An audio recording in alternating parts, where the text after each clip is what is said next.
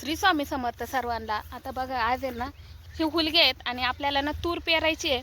त्या तुरीमध्ये ना हुलगे टाकायचे आहेत, जेणेकरून आपल्याला ना घरी खाण्यापुरते थोडे झाले तरी चालते.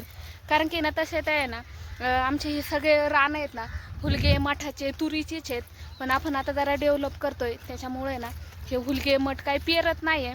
आणि ह्याचं असं एक वैशिष्ट्य आहे, त्याला कमी पाऊस असला ना तरच येतं. आपला ट्रॅक्टर आहे, त्याच्यामध्ये तूर टाकलेली आणि त्याच्यात आता नाही आधीमध्ये कुठं मोठं उगलं तर तेवढंच लय होईल. तसं आता कारभारी काय टाकून नाही येणार. ती टाकू का हो याच्यात? का बरं? कारण की ना हुलगे मठ जर टाकला ना याला आहे ना जे आपण मशीनवर करतो ना ते मशीनवाले भरपूर पैसे घेतात आणि याला करायला भरपूर मेहनत राहते. नवनवीन पिकाकडे आहेत ना सगळे वळालेले आहेत, त्यामुळे ना कडधान्य पेरायला आहेत ना जरा कमीच पडलेत. त्यामुळं कडधान्याला ना जास्तच मागणी आहे.